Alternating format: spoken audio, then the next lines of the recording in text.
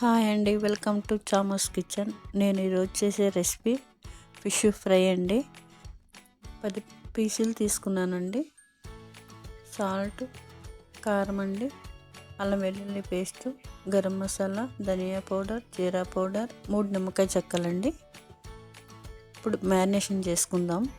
First salt వేసుకుందామండి. తగినంత salt, తగినంత కారం అండి, 2 స్పూన్లు వేసుకున్నాను. అల్లం వెల్లుల్లి పేస్టు,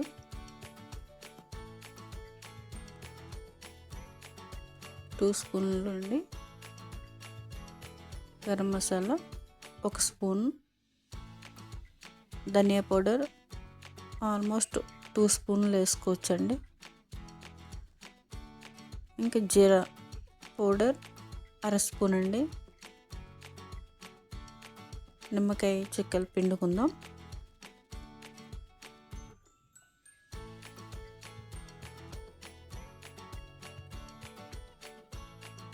ఏమీ ఎక్స్ట్రా మసాలా పొడులు ఏమీ కుట్టుకో అవసరం లేదండి.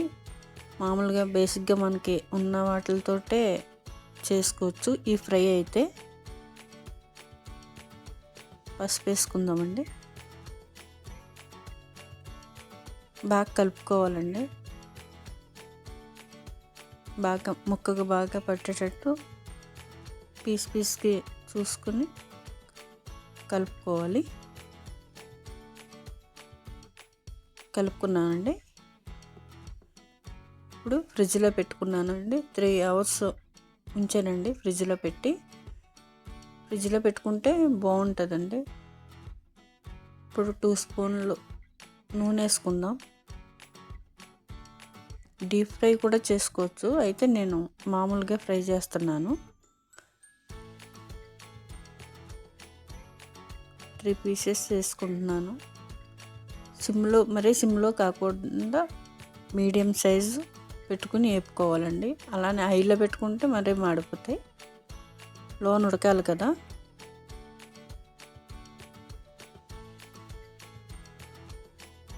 సిమ్లో పెట్టుకోవద్దండి. సిమ్లో పెట్టుకుంటే నూనె అంతా పీల్చేస్తుంది. మొక్క అనేది నూనె పీల్చేస్తుంది. తిప్పుకుంటూ ఉండాలి.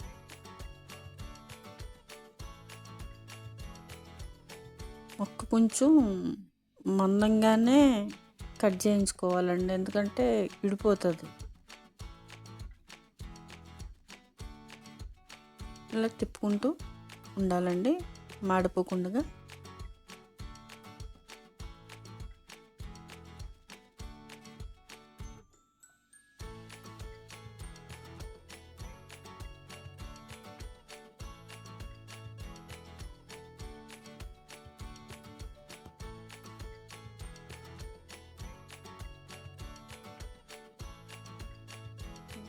ఇలా గోల్డెన్ కలర్ వచ్చే వరకు వేపుకోవాలి. తీసేసుకుందామండి. మళ్ళీ కొంచెం నూనె పోసుకుందాం. మళ్ళీ వేసుకుందామండి. అన్ని పీసులు ఇలాగే వేపుకోవాలి.